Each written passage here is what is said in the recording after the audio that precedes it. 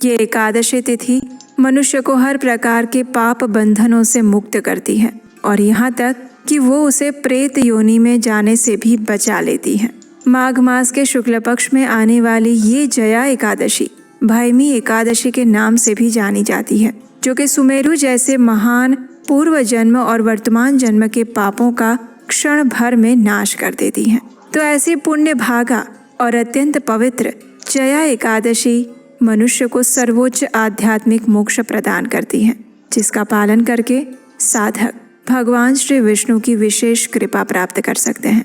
तो चलिए ऐसी सुंदर पवित्र एकादशी के अवसर पर हम उससे जुड़ी हुई इस पौराणिक कथा का श्रवण करते हैं। आइए आज की जया एकादशी व्रत कथा आरंभ करते हैं।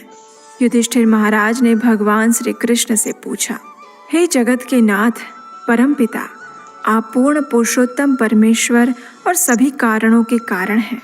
आपने मुझ पर कृपा करते हुए षटतीला एकादशी के विषय में बताया है।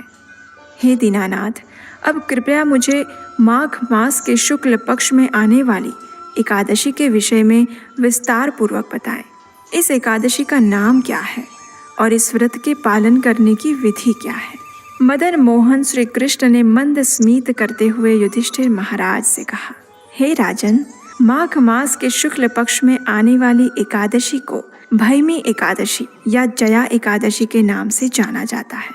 यह एकादशी जीवात्मा को जन्म मृत्यु के चक्र से मुक्ति प्रदान करने वाली है। इतना ही नहीं, भूत के शरीर में रहने वाले जीवात्मा को भी इस एकादशी से उच्च गति प्राप्त हो सकती है। हे राजन, अब मैं आपको इस एकादशी के विषय में एक पौराणिक कथा सुनाता हूँ, ध्यान पूर्वक सुनो। इस प्रकार कहते हुए भगवान श्री कृष्ण ने पद्म पुराण में वर्णित ये कथा कहना प्रारंभ किया। अनेक वर्षों पूर्व स्वर्गलोक में राजा इंद्र राज्य करते थे। उनके लोक में सभी देवतागण प्रसन्न थे। पारिजात फूलों से लदे हुए नंदन वन में देवराज इंद्र सोमरस का पान कर रहे थे और 50 लाख अप्सराओं द्वारा की गई सेवा का आनंद उठा रहे थे। अप्सराएं देवराज इंद्र को प्रसन्न करने हेतु नृत्य करती और पुष्पदंत के नेतृत्व में हजारों गायक सुंदर संगीत का प्रस्तुतिकरण करते। मुख्य संगीतज्ञ चित्रसेन अपनी पत्नी मालिनी और पुत्र माल्यवन के साथ वहां उपस्थित थे। उस समय पुष्पवती नाम की एक अप्सरा भी वहां उपस्थित थी। पुष्पवती और माल्यवान एक दूसरे के प्रति आकर्षित हो चुके थे। इस कारण देवराज इंद्र के समक्ष उनके नृत्य और संगीत में त्रुटियां आ रही थी। इस बात को देखकर देवराज इंद्र उनकी स्थिति समझ गए और उन्होंने इसे अपना अपमान समझा।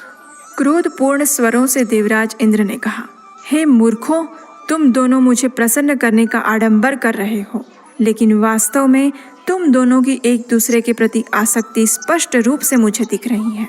इस भरी सभा में इस प्रकार तुम दोनों ने मेरा अपमान किया है, इसलिए मैं तुम्हें शाप देता हूँ कि तुम दोनों इसी क्षण पिशाच योनि धारण करके पति पत्नी के रूप में मृत्युलोक में जाओ और वहां अपने पाप कर्म का फल भुगतो। इंद्रदेव के ये कठोर वचन सुनकर माल्यवन और पुष्पवती अत्यंत लज्जित हो गए और उसी क्षण वे दोनों सुंदर नंदन वन से पिशाच शरीर प्राप्त करके पृथ्वीलोक में हिमालय के शिखरों पर आ पहुंचे। वहां जाते ही उनकी स्वाद, स्पर्श, गंध ये तमाम संवेदनाएं लुप्त हो गई। उस स्थान पर चारों ओर बर्फ जमी हुई थी, जहां ना तो खाने के लिए कुछ था और ना ही पीने के लिए पानी। ठंड के कारण उनके दांतों में कंपन हो रहा था और इस प्रकार वे अपने दिन व्यतीत करने लगे। एक दिन माल्यवन ने अपनी पत्नी से कहा, न जाने हमने कौन से पाप कर्म किए होंगे जो हमें पिशाच का ये शरीर प्राप्त हुआ। इस प्रकार शोक करते हुए वे उस ठंड में एक गुफा के अंदर बैठे रहे। उस दिन ना तो उन्होंने कुछ खाया और ना पिया। शीत लहरों के कारण उन्हें रात्रि में नींद भी नहीं आई और वे संपूर्ण रात्रि के दौरान जागते रहे। सौभाग्य से वह दिन भैमी एकादशी का था। उस दिन उन्होंने कुछ भी खाए पिए बिना जो उपवास किया और रात्रि के समय जागरण करने के कारण दूसरे दिन प्रातः होते ही उनके जीवन में एक दिव्य परिवर्तन आ गया। उन्होंने पिशाच का शरीर त्याग करके देवताओं के अपने शरीर को पुनः धारण किया। आकाश से पुष्प वर्षा होने लगी। और एक दिव्य विमान उन्हें स्वर्ग ले जाने के लिए वहां आ पहुंचा। स्वर्ग में पहुंचते ही जैसे ही देवराज इंद्र ने उन्हें देखा तो उन्हें आश्चर्य हुआ और उनसे पूछा, आप दोनों ने कौन सा पुण्य कर्म किया जो इतने कम समय में आपको मेरे घोर शाप से मुक्ति प्राप्त हो गई? इस प्रश्न का उत्तर देते हुए माल्यवन ने कहा, हे राजन, यह केवल परम भगवान श्री कृष्ण की कृपा के कारण हुआ है। हमने अनजाने में ही परम भगवान श्री हरि की प्रिय भैमी एकादशी का पालन किया था। इस अज्ञात सुकृति के कारण ही हमें अपना दिव्य शरीर पुनः प्राप्त हो गया। ये सुनकर देवराज इंद्र बड़े ही प्रसन्न हुए और उन्होंने कहा, क्योंकि तुम दोनों ने भगवान श्री कृष्ण की भक्तिमय सेवा की है, इसलिए तुम दोनों मेरे लिए भी अब पूजनीय हो गए हो और मैं देख सकता हूँ कि अब तुम संपूर्ण रूप से शुद्ध हो चुके हो। इस प्रकार इंद्रदेव ने उन दोनों को स्वर्गलोक में पुनः स्थान प्रदान किया। इस कथा का समापन करते हुए भगवान श्री कृष्ण ने कहा, हे युधिष्ठिर महाराज, इसीलिए प्रत्येक मनुष्य को इस परम कल्याणकारी भैमी एकादशी का निष्ठा और श्रद्धा पूर्वक पालन करना चाहिए। इस दिन किया गया उपवास जीवात्मा को वैकुंठ की प्राप्ति कराता है और जो व्यक्ति भैमी एकादशी की इस कथा का श्रवण या पठन भी करता है उसे भी अग्निष्टोम यज्ञ का फल प्राप्त होता है।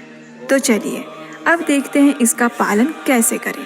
सबसे पहले एकादशी के एक दिन पहले दशमी के दिन संध्या के बाद अन्न भोजन ग्रहण ना करें। दूसरे दिन प्रातः ब्रह्म मुहूर्त में उठ जाएं और स्नान इत्यादि नित्य कर्म से निवृत्त होकर भगवान श्री कृष्ण